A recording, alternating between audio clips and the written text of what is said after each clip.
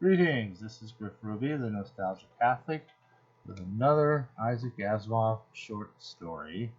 This one now is contained in Infinity Science Fiction. It has his name on the front, along with other authors on the top. Isaac Asimov, and of course, James Blish, who did all the Star Trek books, by the way, and a number of other stories. And Milton Lesser. The cover story, however, featured is the Superstition Cedars, if indeed the cover art has anything to do with any of the stories. So, that's all we have on the cover. Inside the tables of contents, we do have that, follow my thumb there, Jokester, Isaac Asimov, page 39. So let's see what we have on page 39. Strictly speaking, the story does not begin on page 39. There's artwork associated with the story. And there it all is. Some vaguely computer-type motifs, little cars that seem to be with even little holes in them that may have been meant to be read by some kind of computer. There's the Jokester, there's the title at least. There's little jokes on each of these cards, and there's people looking kind of confused and wondering, and maybe there's something else. And it looks like they start a few of the jokes here. Who was that lady I see you with last? I don't know.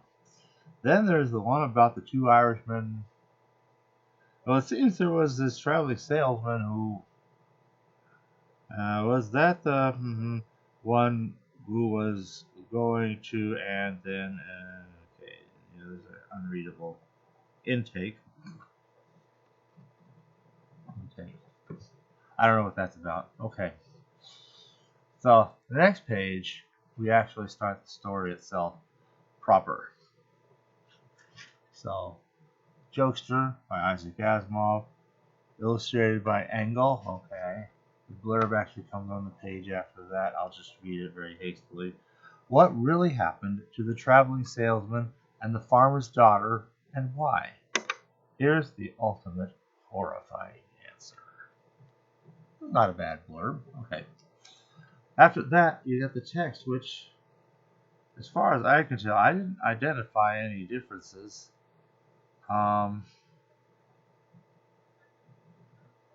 There's room to ask questions about whether there are dashes or dots, dot, dot, dot, or dash, or the italicization of various bits of it.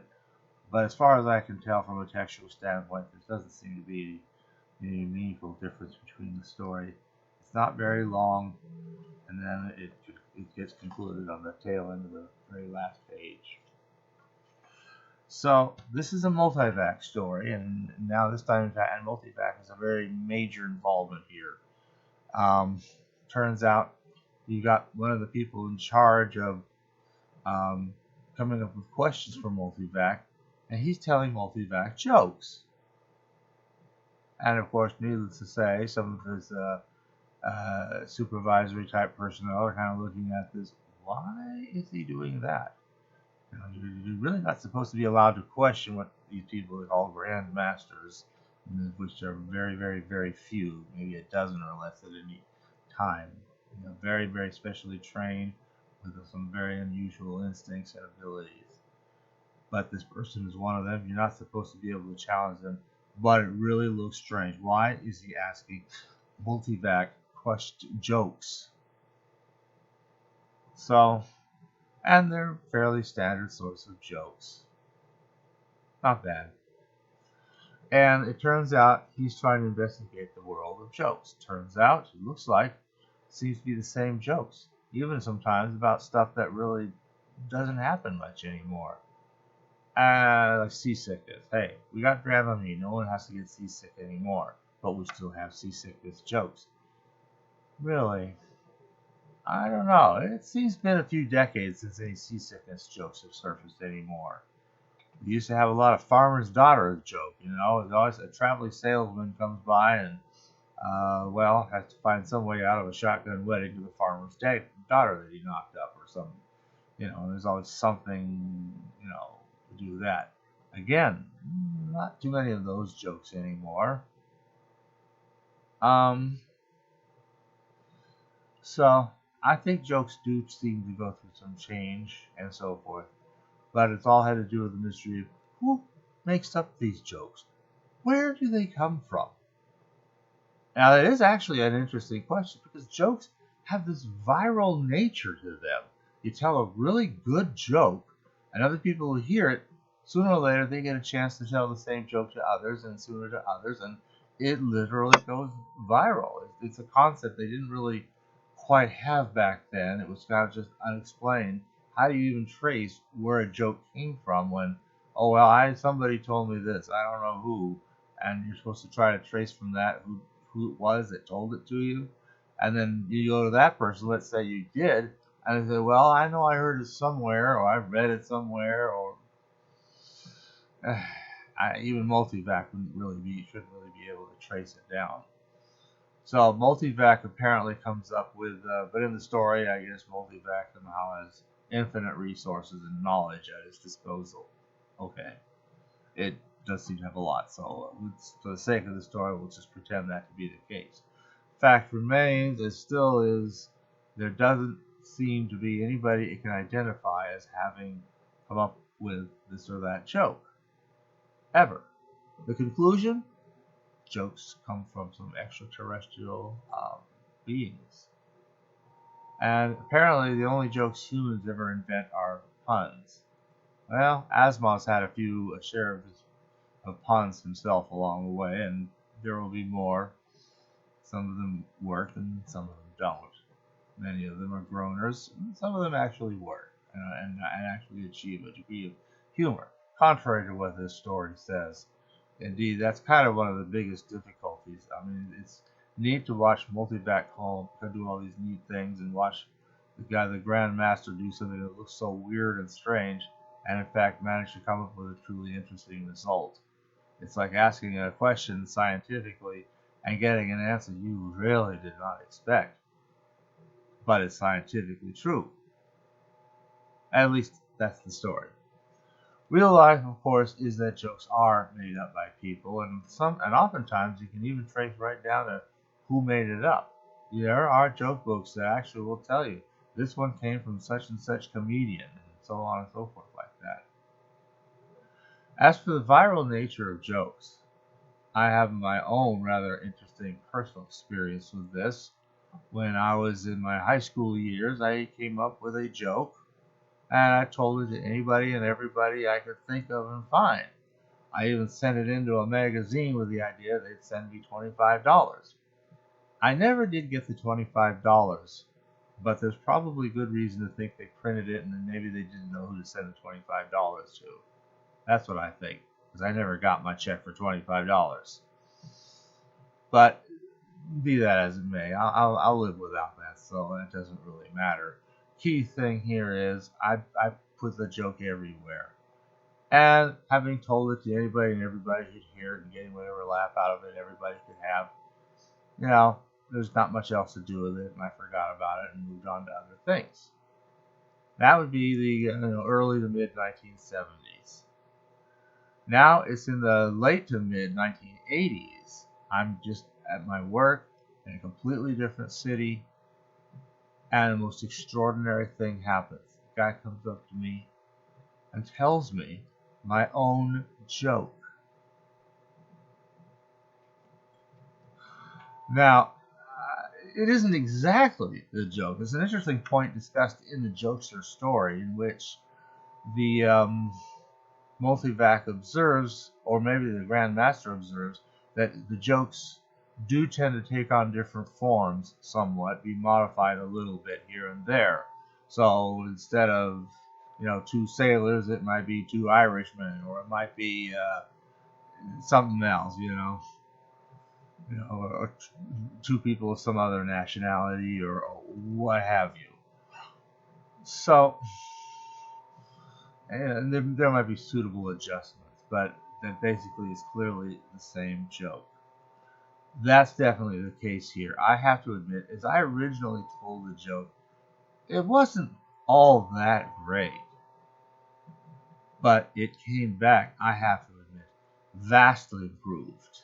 And I think what it was, it's sort of like the telephone effect where you have the people in the circle and somebody whispers, your mother wears army boots, which I guess are becoming a bit of a fashion among some people.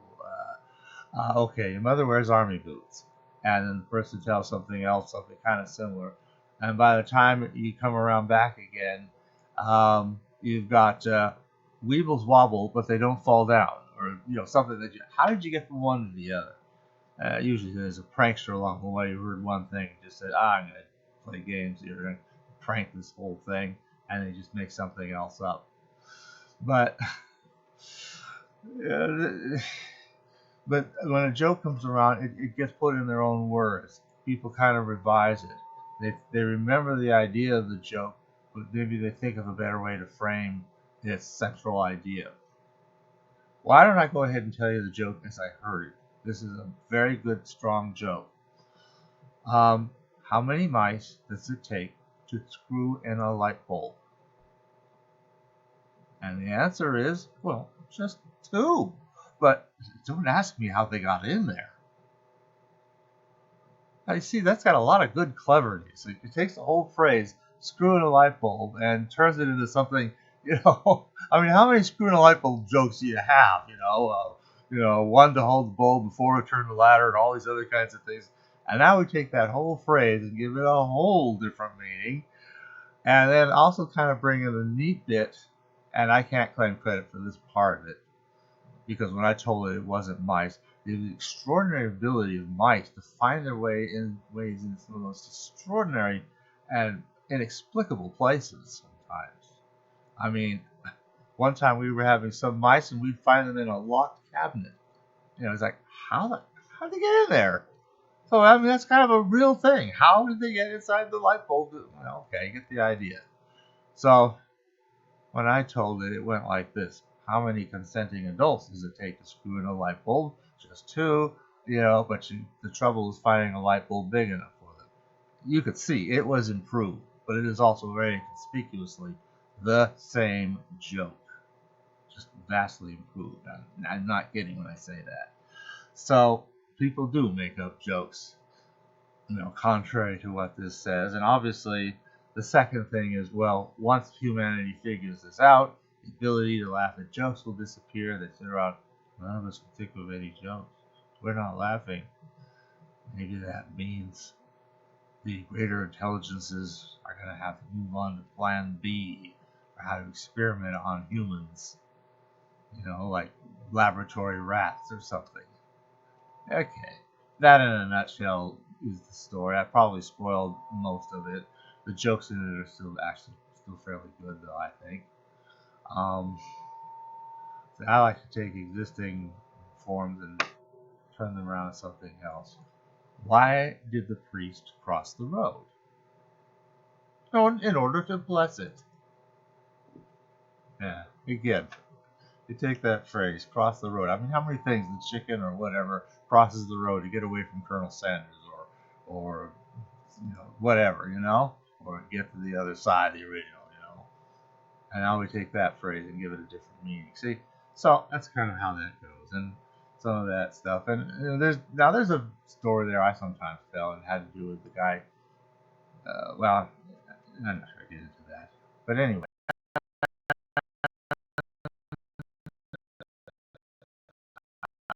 I've enjoyed it, but on the whole, I have to admit it's, despite its very scientific tone,